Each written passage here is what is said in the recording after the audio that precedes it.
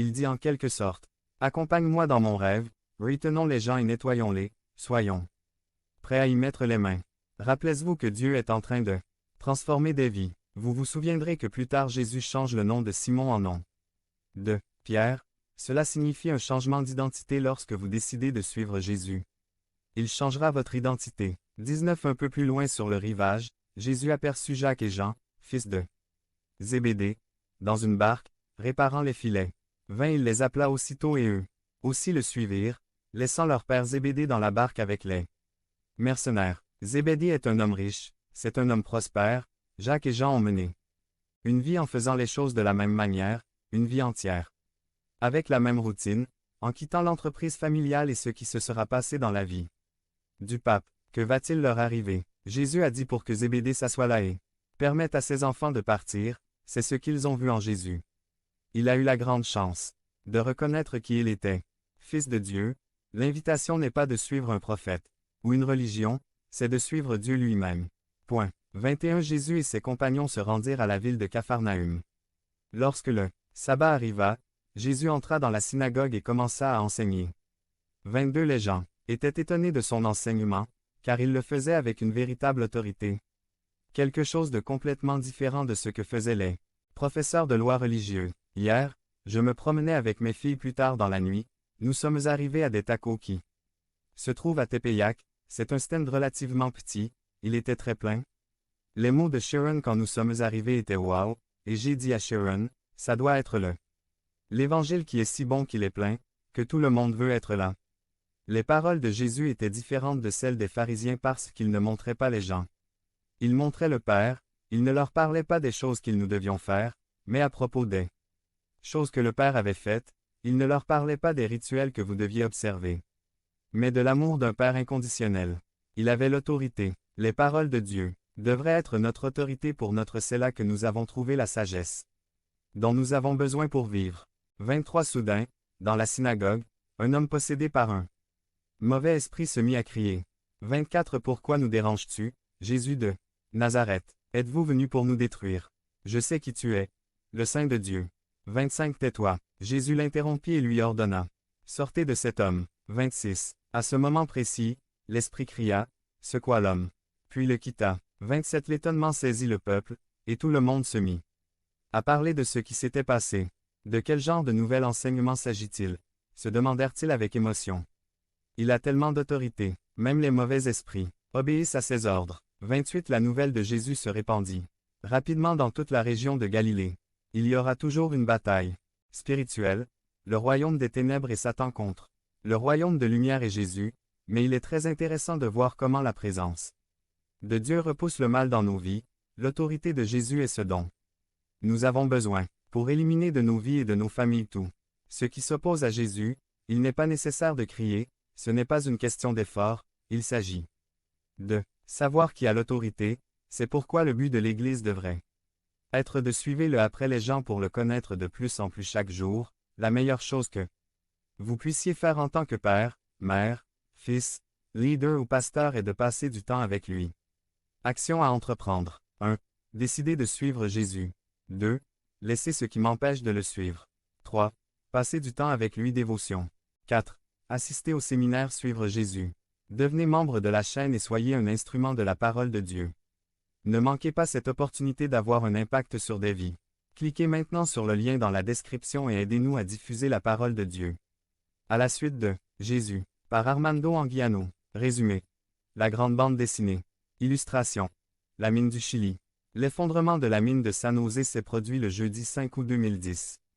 Vers 14h30, laissant 33 mineurs coincés à environ 720 mètres de profondeur pendant 69 jours. Le gisement, situé dans la commune chilienne de Caldera, à 30 km au nord-ouest de la ville de Copiapó, a été exploité par la société San Esteban Primera S.A.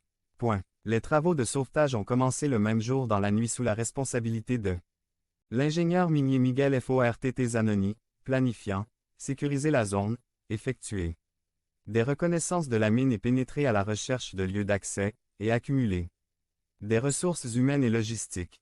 Vendredi matin, des groupes de sauveteurs ont commencé à travailler pour accéder au lieu par une cheminée de ventilation. Un nouvel effondrement s'est produit dans l'après-midi du samedi 7 août, nécessitant de la machinerie lourde pour poursuivre les travaux. Le dimanche 22 août, 17 jours plus tard, les mineurs ont été retrouvés vivants.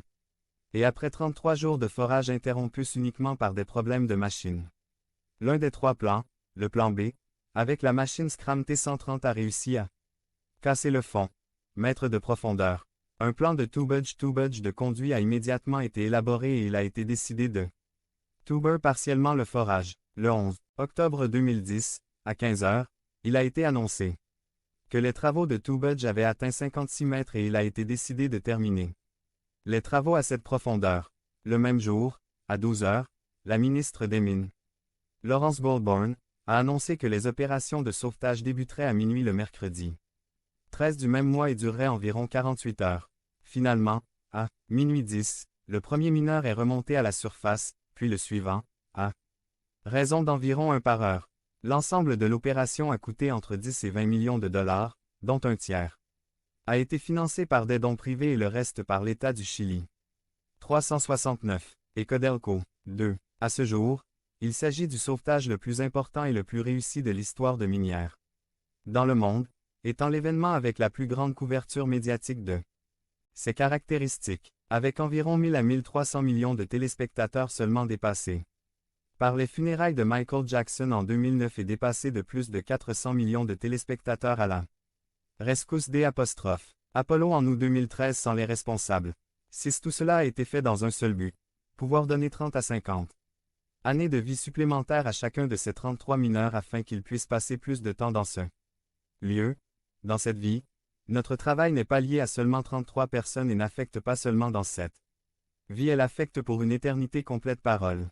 À la suite de Jésus PMT 28. 16, 20, 16 mai les 11 disciples allèrent en Galilée, à la montagne Simor où Jésus les avait envoyés. 17 Lorsqu'ils le virent, ils l'adorèrent. Mais certains en doutaient. 18 Jésus s'approcha d'eux et leur parla, disant, tout pouvoir m'a été donné dans le ciel et sur la terre. 19 Allez donc faire de toutes les nations des disciples, en les baptisant au nom du Père et du Fils et du Saint-Esprit, 20 Et en leur apprenant à observer tout ce que je vous ai commandé. Et voici, je serai toujours avec vous, même jusqu'à la fin du monde. Par conséquent, allez quand nous comprenons ce mot, nous voyons que c'est un commandement, c'est quelque chose que Dieu nous demande de faire, dans un seul but. Faire en sorte que davantage de personnes puissent connaître le grand amour et ce que Jésus a fait sur la croix, pour chacun d'entre nous, que nous puissions rendre accessible à plus de gens. Un Dieu vivant qui nous aime et veut le meilleur pour nos vies et prolonge également sa vie éternelle. Je pense que l'Église a beaucoup changé ces derniers temps et qu'elle devrait changer encore plus, nous devons le faire, en tant qu'Église, et je veux dire au niveau mondial, nous savons comment nous adapter aux défis que notre monde actuel exige de nous. Juste quelques idées sur la façon de le faire aujourd'hui. Pour moi, la meilleure façon de décrire Dieu est avec notre propre vie. Autrement dit, sans mots, l'expression de notre vie est comme lorsque nous décidons de nous habiller chaque matin ou de conduire une voiture, nous n'avons pas besoin de fortes doses de concentration.